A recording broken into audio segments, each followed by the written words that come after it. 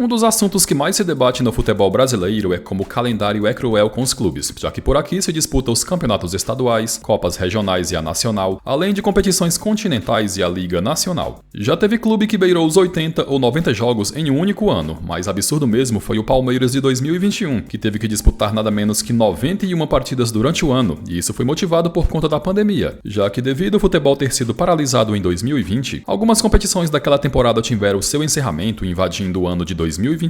Mas acredite se quiser, em tempos passados, mais precisamente na década de 90, isso chegou a ser pior, já que os estaduais eram mais longos, contando com até 3 turnos, além de várias competições que preenchiam o calendário dos clubes. E se não bastasse, quando sobrava uma semaninha livre, ainda dava tempo de viajar em excursão para duelar contra clubes estrangeiros. Já aconteceu de um mesmo clube disputar mais de um jogo em um mesmo dia, algo surreal e inimaginável se tratando da equipe titular, mas mesclando com jogadores reservas e do time de base, isso foi possível. E nesse vídeo vamos contar a história de 7 times brasileiros que foram obrigados a disputar 2 ou até mesmo 3 partidas em um único dia. Só que antes, deixe o seu like para ajudar na divulgação e a sua inscrição no canal se você for novo por aqui. Valeu, tamo junto! O São Paulo, na primeira metade da década de 90, empilhou vários títulos continentais, chegando 3 anos seguidos na final da Libertadores, com saldo de 2 títulos, ganhando 2 mundiais de clubes, além também de ter ganho o Campeonato Brasileiro, Campeonato Paulista, dentre outras competições no que ficou conhecido como a Era Tele Santana. Eram tantas competições e viagens no calendário do tricolor que, em 1994, o clube ultrapassou a barreira dos 90 jogos, já que marcou presença em nada menos que 7 competições, sendo elas o Campeonato Paulista, a Copa Bandeirantes, disputada apenas naquele ano, Campeonato Brasileiro, a Copa Libertadores, a Supercopa Libertadores, a Recopa Sul-Americana e, por fim, a Copa Conmebol. No dia 29 de julho, uma sexta-feira, o tricolor teve que entrar em campo 2 vezes, já que vivo na Copa Bandeirantes e na Copa Libertadores, as datas acabaram se conflitando. Pela Copa Bandeirantes, o duelo foi contra a equipe do Araçatuba, e disputado no Morumbi, o São Paulo, com o time B, comandado por Muricy Ramalho, goleou por 4-0. Detalhe que nesse jogo, apenas 29 pessoas estiveram nas arquibancadas do Morumbi, menor público da história registrado em jogos do tricolor em seu estádio.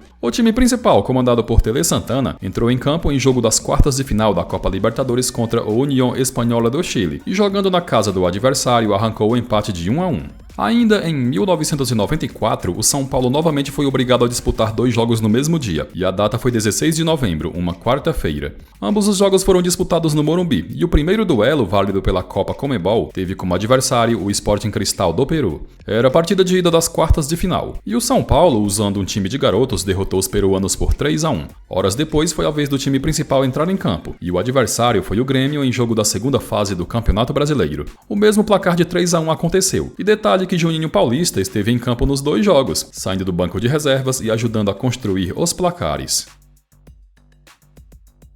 1994 foi ano de Copa do Mundo, e como é de costume, os campeonatos ficam paralisados durante o mês em que o Mundial é disputado. E isso de certa forma se torna um problema, já que no Brasil há muitas competições, e quando acontece o mínimo atraso acaba que por complicar todo o planejamento dos clubes. O Grêmio em 1994 foi muito, mas muito castigado pelo calendário, muito em função do interminável Campeonato Gaúcho, que contando com 23 clubes, foi jogado em pontos corridos totalizando 44 rodadas distribuídas em 10 meses. Além do interminável Gauchão, o Grêmio também teve no calendário as disputas do Campeonato Brasileiro, Copa do Brasil, onde conquistou o título, a Supercopa Libertadores e a Copa Conmebol. O primeiro conflito de datas aconteceu no dia 24 de agosto, uma quarta-feira, com o Estádio Olímpico recebendo os duelos, e o primeiro embate utilizando um time repleto de reservas foi contra a equipe do Veranópolis pelo Campeonato Gaúcho, com placar terminando 1-0 para o adversário. Horas depois foi a vez do time titular duelar contra o Flamengo em jogo do Campeonato Brasileiro, e dessa vez o Grêmio saiu com a vitória por 2-0. No dia 4 de setembro, um dia de domingo, novamente o Olímpico recebeu 2 partidas. A primeira, válida pelo Gauchão, foi contra a equipe do Guarani de Venâncio Aires, com o Grêmio vencendo por 1-0. Posteriormente, foi a vez de receber o confronto contra o Sport, válido pelo Brasileirão, e o resultado terminou empatado em 1-1. No dia 10 de setembro, um sabadão, o Estádio Olímpico novamente recebeu 2 jogos, com o time de reservas entrando em campo contra o Lajeadense pelo Campeonato Gaúcho e com o resultado terminando em derrota de 1-0. Horas depois, pelo Brasileirão, o time principal perdeu pelo mesmo placar, em duelo contra o Corinthians. No dia 18 de setembro, um domingão, o Grêmio entrou em campo 2 vezes em cidades diferentes. Primeiramente, o time principal foi até Criciúma duelar contra o time da casa pelo Brasileirão, e o resultado foi derrota de 1-0. Pelo Campeonato Gaúcho, também uma derrota de 1-0. E aconteceu na cidade de Ijuí para o São Luís. Domingo, dia 25 de setembro, o Estádio Olímpico novamente recebeu 2 jogos consecutivos. Primeiro, o duelo contra o Passo Fundo pelo Gauchão, que terminou empatado em 1-1. Instantes depois, foi a vez do Grêmio vencer o Bragantino por 2-1 em duelo pelo Campeonato Brasileiro. Com outubro ficando livre dessa loucura, em novembro partidas duplas do Grêmio voltaram a acontecer no Estádio Olímpico. E o primeiro duelo no dia 23 foi contra a equipe do São Paulo da cidade de Rio Grande pelo Gauchão, com o placar terminando 2-0 para o adversário. Horas depois, o time titular enfrentou e venceu o Santos por 1-0 pelo Campeonato Brasileiro. No dia 27 de novembro, um domingo, o Grêmio entrou em campo 2 vezes em estados diferentes. Primeiro, enfrentou o Ipiranga de Erechim na casa do adversário, com o placar terminando em derrota de 2-1. E horas depois, enfrentou e venceu o Sport em Pernambuco pelo placar de 2-1 em jogo do Brasileirão. E para finalizar, o quão absurda foi aquela temporada, o Grêmio nas rodadas finais do Gauchão não tinha mais chances de título, com o Internacional tendo ampla vantagem de pontos na liderança. E para acelerar e colocar em dias as rodadas pendentes do Gauchão, o Grêmio resolveu de forma bizarra disputar 3 partidas no mesmo dia, algo que nenhum outro clube de forma oficial repetiu na história do futebol. No dia 11 de dezembro, o Grêmio concentrou 42 jogadores para essa maratona, tendo utilizado 34, e com todos os jogos acontecendo no Olímpico, o primeiro duelo teve início às 14 horas contra a equipe do Aimoré, com o placar terminando empatado em 0-0. Às 16 horas teve início a segunda partida, que foi contra a equipe do Santa Cruz, e o Grêmio saiu de campo com a vitória de 4-3. O terceiro jogo teve início às 18 horas, e foi contra o Brasil de Pelotas, com o Grêmio vencendo o duelo por 1-0. Definitivamente foi uma situação extremamente bizarra e que chama a atenção até hoje o que aconteceu com o Grêmio no ano de 1994. E não foi só o Grêmio que sofreu com aquele absurdo Campeonato Gaúcho de 1994, já que o Juventude também teve 2 partidas acontecendo no mesmo dia para acelerar o término daquele bizarro estadual. O Juventude naquela temporada teve apenas a disputa do Campeonato Brasileiro da Série B e também do estadual em seu calendário, com o clube na 2ª divisão chegando até a decisão e conquistando o título sobre o Goiás. Por estar focado na Série B, o Juventude teve alguns jogos remarcados no Gauchão, campeonato que foi vice-campeão, e para acelerar a realização desses jogos atrasados, em dezembro, o clube por 2 vezes teve que disputar jogos duplos. No dia 6 de dezembro, o clube duelou contra o Guarani de Garibaldi, com o resultado terminando 4-1. Horas depois, foi a vez de duelar contra o Ipiranga de Erechim, e o resultado terminou novamente com vitória, dessa vez por 1-0. Ambos os jogos foram disputados no Alfredo Jaconi. No dia 17 de dezembro, novamente no Alfredo Jaconi sendo palco, o Juventude goleou o Santa Cruz por 5-1, e o outro jogo terminou empatado em 2-2 contra o Veranópolis, sendo esses os últimos jogos disputados pelo clube naquele ano.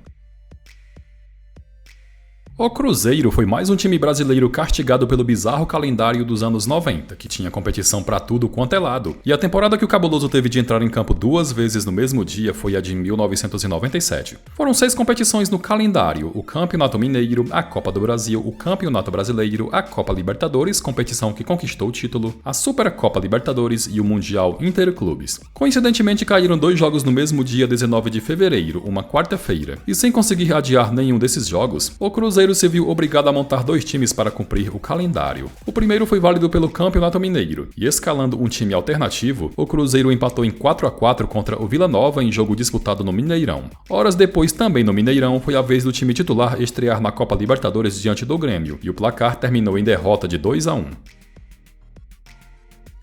O Ceará na temporada de 2003 teve 4 competições em disputa no calendário, sendo elas o Campeonato Cearense, a Copa do Nordeste, a Copa do Brasil e o Campeonato Brasileiro da Série B, e em dado momento, mais precisamente no início da temporada, teve conflito de datas entre a Copa do Nordeste e o Campeonato Cearense, com o clube se vendo obrigado a disputar 2 partidas no mesmo dia. O duelo pelo Campeonato Cearense foi contra a equipe do Boa Viagem, e disputado no estádio Presidente Vargas, o time do interior levou a melhor ao vencer por 2-0. O segundo duelo do dia foi contra o Fluminense de Feira de Santana. E com o jogo sendo disputado em terras baianas, o Ceará foi novamente derrotado pelo placar de 2-0.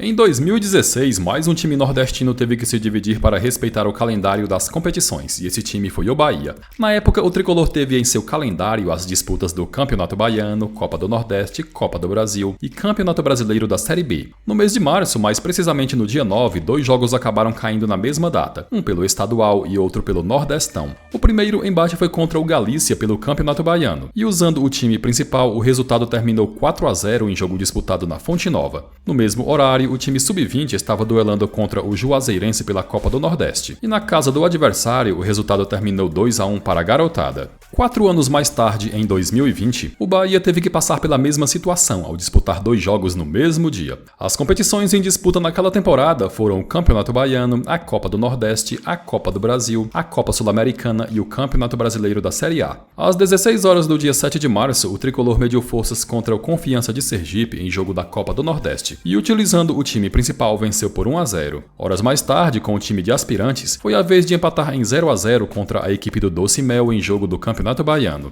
Ambas as partidas foram disputadas na Fonte Nova. E para finalizar, teve a Chapecoense na temporada de 2018, que em seu calendário teve as disputas do Catarinense, da Copa do Brasil, do Brasileirão e ainda jogou a fase prévia da Copa Libertadores. No dia 1º de agosto, uma quinta-feira, a Chape esteve na Europa, mais precisamente na Itália, para disputar um amistoso contra a equipe do Torino, que em tempos passados passou pela mesma catástrofe que o time catarinense ao sofrer um grave acidente aéreo. Disputado em Turim, o amistoso terminou 2-0 para os italianos, e em campo, a Chapecoense mandou um time com jogadores que não eram vistos como titulares absolutos naquela temporada. Horas mais tarde foi a vez de duelar contra o Corinthians pelo jogo de ida das quartas de final da Copa do Brasil, o resultado terminando 1-0 pro Timão. Bom galera, e chegamos ao final de mais um vídeo. Curtiu? Então não esquece de deixar a sua opinião nos comentários.